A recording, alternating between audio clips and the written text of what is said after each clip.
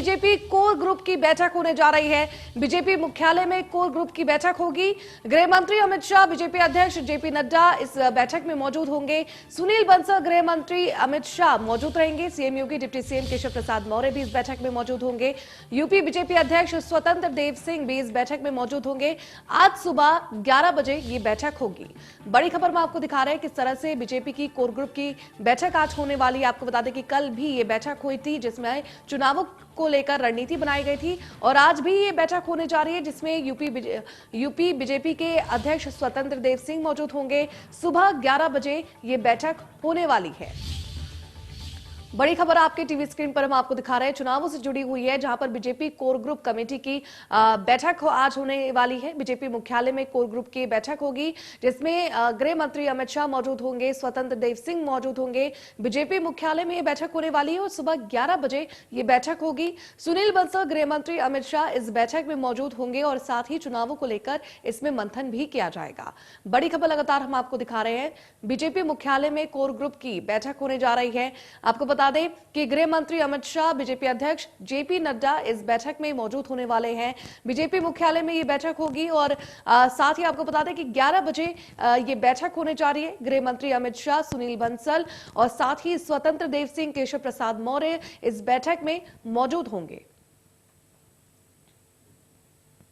बड़ी खबर लगातार हम आपको दिखा रहे हैं, बीजेपी की कोर ग्रुप की बैठक होने जा रही है। चुनावों को लेकर इस बैठक में रणनीति बनाई जाएगी। इस बैठक में गृह मंत्री अमित शाह, बीजेपी अध्यक्ष जेपी नड्डा, साथ ही सुनील बंसल और स्वतंत्र देव सिंह इस बैठक में मौजूद होंगे और सुबह 11 बजे ये बैठक होने जा रही है। बड़ी खबर लगातार आपकी टीवी स्क्रीन पर बनी हुई है, चुनावों से जुड़ी ये बड़ी खबर है।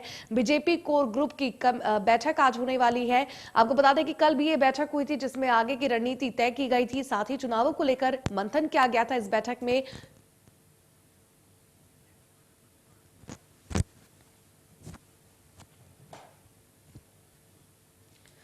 और इस पर ज्यादा जानकारी देने के लिए हमारे साथ हमारे संवाददाता संजय जुड़ चुके हैं। आइए उनका रुख करते हैं और जानने की कोशिश करते हैं कितनी अहम होने वाली है ये बीजेपी की कोर ग्रुप की बैठक, क्योंकि चुनाव नजदीक है।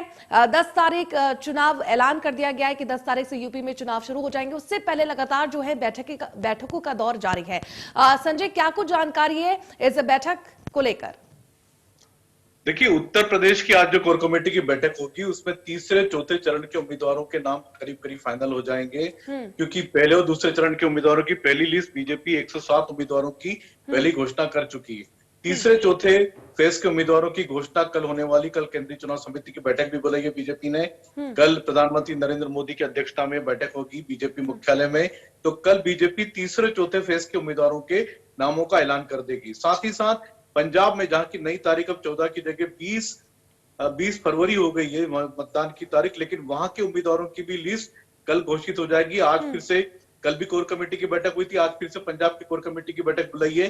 यहाँ पर बीजेपी 70 से 75 सीटें बीजेपी पंजाब में चुनाव लड़ने जा रही है, जिसमें से लगभग 30 सीटें बीजेपी कैप्टन अमरिंदर सिंह की पार्टी को दे रही है। साथ ही साथ 10 से 15 सीटें सुखदेव ढींसा के संयुक्त अकाली दल को बीजेपी सीटें देने जा रही है। तो पंजाब के भी उम्मीदवारों की घोषणा कल होगी। कल केंद्रीय चुनाव समिति की बैठक है। साथ ही साथ 14 तारीख को, यानी कि 14 फरवरी को उत्तराखंड और गोवा के भी विधानसभा चुनाव होने हैं। लिहाजा उनकी भी पहली सूची कल ही जारी होगी। कल केंद्रीय चुनाव समिति की मोहर लग जाएगी उन नामों पर भी। कल ही पंजाब, उत्तराखंड, गोवा और उत्तर प्रदेश के तीसरे चौथे फेज के उम्मीदवारों की घोषणा कल हो जाएगी। आज फिर से कोर कमेटी की बैठक शुरू होगी। लंबा मंथन का दौर चलेगा। कल भी शाम को 5 बजे उत्तर प्रदेश की बैठक शुरू हुई थी जो देर रात तक चली थी। उसके बाद में अमित शाह की कई मुलाकातें हुई। संजय निषाद को दिल्ली बुलाया था, उससे भी मिले वो, क्योंकि लगभग 15 सीटें संजय निषाद की निषाद पार्टी को बीजेपी उत्तर प्रदेश में देने जा रही है। 10 से 15 सीटें, लगभग 15 सीटें अनुप्रिया पटेल की अपना दल को देने जा रही है बीजेपी। तो इन दोनों नेताओं से कल फिर से अमित शाह ने बुला करके चर्चा की है, दोनों को मनाया, क्योंकि दोनों की डिमांडें काफी ज्यादा थी। अपना दल अनुप्रिया पटेल लगभग 35 सीटें मांग रही थी, जिसको बीजेपी 15 सीटों तक रोकना चाहती है। इसी तरह से निषाद पार्टी भी 25 से 35 सीटें उत्तर प्रदेश में मांग रही थी, जिसको बीजेपी ने लगभग 15 सीटों पर रोक दिया है। 15 सीटें देने का तय किया। निषाद पार्टी इस पर मान भी गई है। लेकिन पंजाब की हम बात करें तो पंजाब में 70 से 75 सीटों पर बीजेपी चुनाव लड़ रही है। कल भी लंबा मंथन का दौर चला है, दिन भर बैठक का दौर चला, लगभग शाम को 5 बजे तक दौर चला है। 11 बजे से बैठक चालू हुई थी, 6 घंटे बैठक चली थी।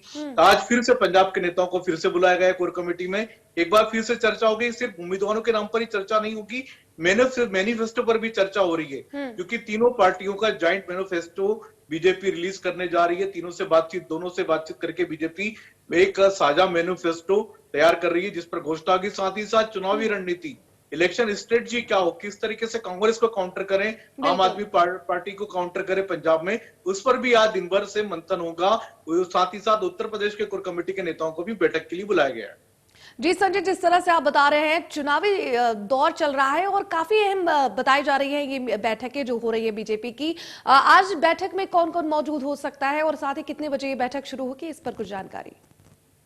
देखिए, कल भी मुख्यमंत्री योगी आदित्यनाथ थे, दोनों डिप्टी सीएम थे, स्वतंत्र देव सिंह थे, साथ ही साथ बीजेपी के राष्ट्रीय अध्यक्ष जेपी नड्डा थे, केंद्रीय गृह मंत्री अमित शाह मौजूद थे।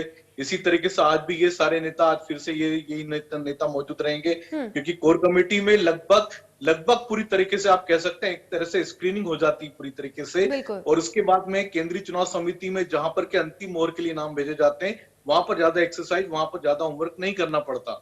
सारा की सारा होमवर्क इसी तरह की कोर कमेटी की बैठक में हो जाया करता। हर सीट पर, हर उम्मीदवारों के नामों पर लगभग नाम तय कर लिए जाते हैं। केंद्रीय चुनाव समिति में मामूली विचार विमर्श के बाद में केंद्रीय चुनाव समिति उन पर अपनी मोहर लगा देती। तो सारी की सारी एक्सरसाइज इसी तरह की कोर कमेटी की बैठक में होती है। पहले भी हमने देखा, पहले दूसरे फेज के लिए 2 दिनों तक लगातार कोर कमेटी की लंबी मैराथन बैठकें चली थी। कल भी तीसरे चौथे दौर के लिए बैठक हुई है यूपी की। आज फिर से बैठक के लिए बुलाया गया यूपी के नेताओं को। तो आज लगभग का होमवर्क पूरा हो जाएगा और कल मोहर लग जाएगी। कल केंद्रीय चुनाव समिति की मोहर के बाद इस लिस्ट की भी घोषणा हो जाएगी तीसरे चौथे। जी संजय, इस पर तमाम जानकारी देने के लिए आपका बहुत बहुत शुक्रिया।